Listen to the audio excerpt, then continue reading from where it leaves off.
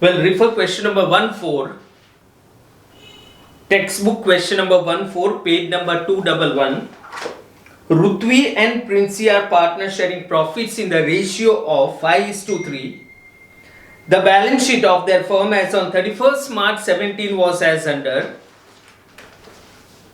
In balance sheet, they have given workman's profit sharing fund, creditors, workman's compensation reserve, partners current account, capitals, bank, debtor stock, building and investments. They admitted Manan as a partner on 1/4/17 on the following terms. Manan will bring his personal furniture of 75,000 as his capital. तो मनन personal furniture ला रहा है as is capital guys.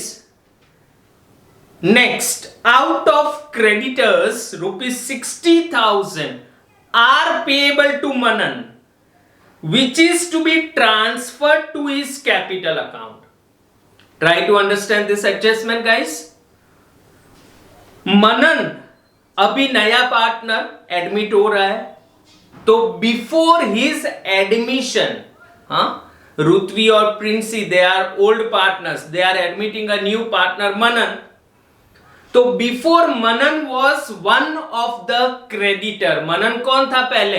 Admission से पहले creditor था.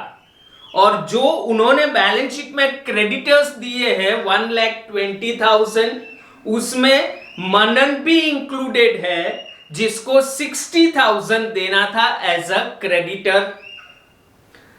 अब मनन को वो पार्टनर बना रहे, तो जो क्रेडिटर्स में 60,000 है payable to Manan, that 60,000 is to be transferred to Manan's capital. That is what adjustment number 2 says.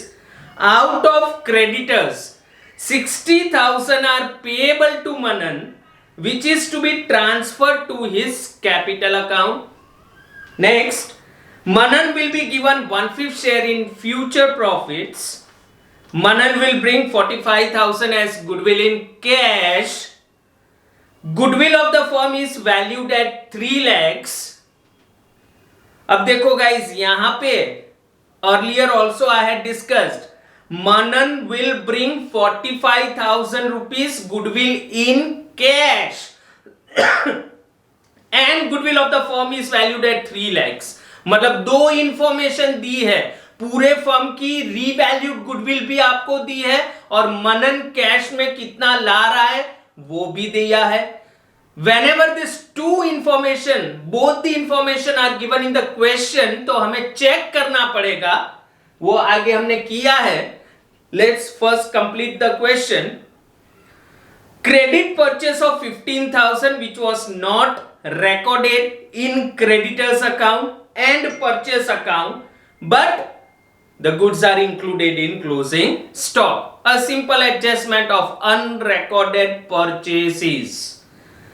Market value of stock of 45,000 is rupees 36,000. मतलब 45,000 stock का 36,000 हो गया guys. So there was a loss of 9,000. Liability of workman's compensation is 28,000. और आपने reserve कितना बनाया है workman's compensation 60,000, but actual liability है 28,000. Accrued interest on investment 24,000 is not recorded. Interest on investment मिलना बाकी है 24,000, लिखा नहीं है. तो guys if we see to the working, Rutvi and Princy are two partners, old ratio is 5:3. They admitted Manan for 1/5 share. अब पहली दो adjustments, Manan brings personal furniture in the business as his capital, तो उसकी journal entry guys, furniture business में आ रहा है, furniture account debit to Manan's capital account. Manan brings personal furniture, तो एंट्री क्या होगी? Furniture account debit to Manan's capital. Then second adjustment था, out of creditors 60,000 which were payable to Manan as creditor are to be transferred to his capital account. तो उसकी journal entry creditors account debit to Manan's capital, creditors में से 60,000 हमने उसके capital account में transfer कर दिए। देन आफ्टर गुडविल का गाइस, तो मनन ब्रॉट इन कैश 45,000 और पूरे फर्म का रीवैल्यूड गुडविल था 3 lakhs। Goodwill of the firm is 3 lakhs।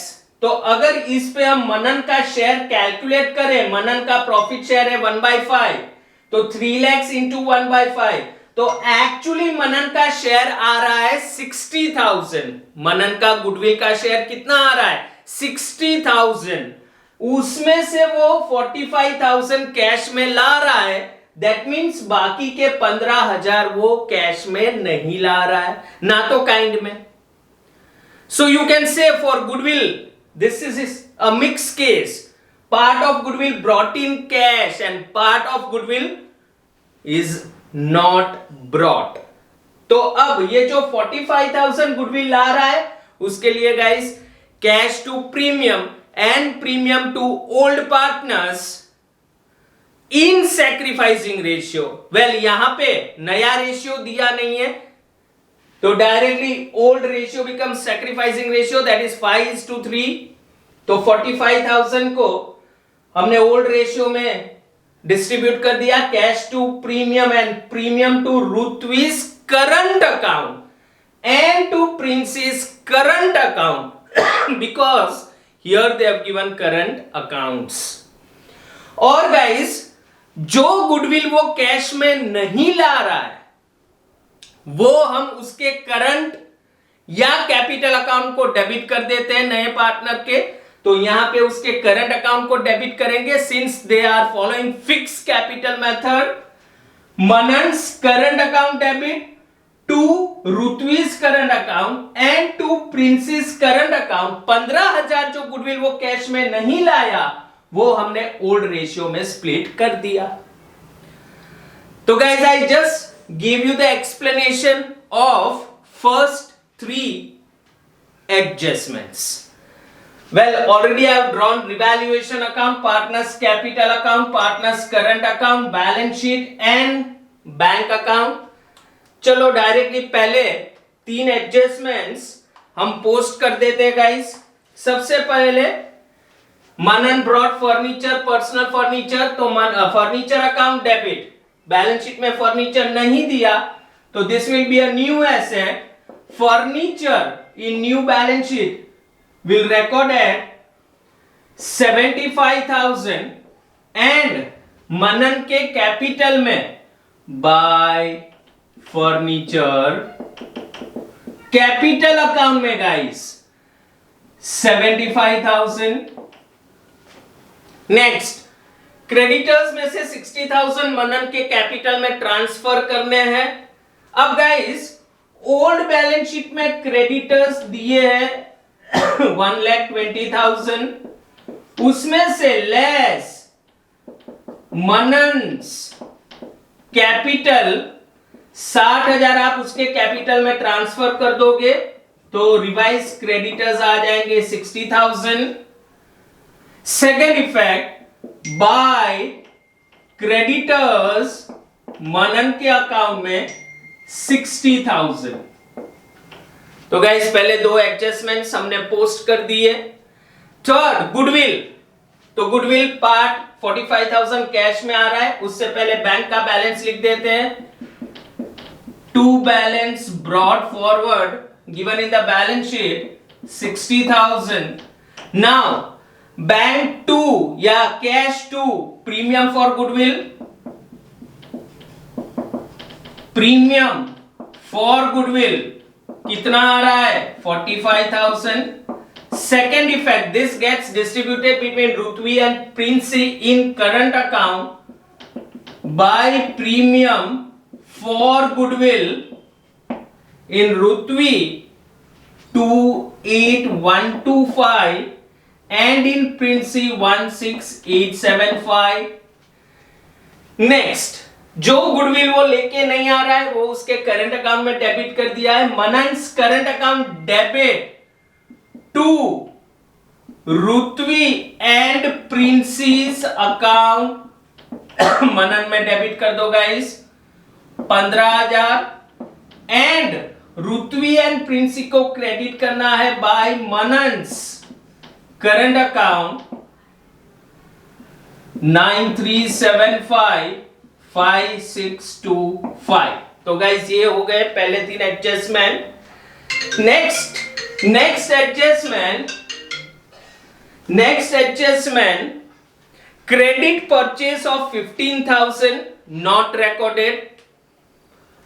Guys उन्होंने लिखा है क्लोजिंग स्टॉक में जो स्टॉक दिया है बैलेंस शीट में उसमें ये गुड्स आ गए हैं, खाली परचेस आपने नहीं रिकॉर्ड किया, मतलब आपने परचेसिस में ऐड नहीं किया ना क्रेडिटर्स में ऐड किया, तो ये सिंपल एडजस्टमेंट हो गया unrecorded purchases.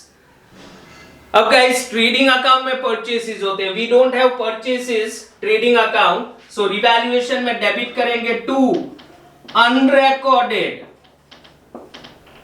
Purchases. How much? 15,000 and second effect add with creditors unrecorded purchases 15,000. So now our creditors are 75,000. अब next market value of stock 45,000 is 36. In short guys आपका जो stock था, कितने का स्टॉक था आपके पास 60,000, उसमें से 45,000 स्टॉक की वैल्यू 36 हो गई, मतलब इन टोटल आपको 9,000 का लॉस हुआ। तो डायरेक्टली लेस रिवैल्यूएशन 9,000 लॉस लिख दो 51,000 and this gets debited in revaluation account to stock 9,000. Next liability of workman's compensation is 28,000. चलिए workman's compensation reserve created 60,000। अच्छा liability कितनी है guys, liability 28,000, so outer column 28,000 रहना चाहिए। लायबिलिटी है 28, मतलब 28 देना है तो उतना आउटर कॉलम रहना चाहिए। तो बाकी का लेस एक्सेस, कितना एक्सेस है 60 माइनस 28, 32,000 एक्सेस पुराने पार्टनर्स में हम डिस्ट्रीब्यूट कर देंगे guys in old ratio, that is 5:3। तो 20,000 और 12,000 करंट अकाउंट में by workmen's compensation reserve account 15 and 20 and 12,000। So excess reserve guys we distributed between old partners in old ratio. Thereafter accrued interest on investment, interest accrued income पैसा मिलना बाकी तो profit होगा bye interest on investments. कितना मिलना बाकी है 24,000। Second effect asset side interest on investments, how much 24,000। So guys all adjustments we have done. Now let us post the balance sheet on liability side। workman's profit sharing fund remember ये distribute नहीं होता, this is an actual liability 30,000। Next item is creditors, already we have posted। workman's compensation reserve already we have posted। current account के balances लिख लेते हैं। by balance brought forward 1,50,000 and 1,95,000। Next,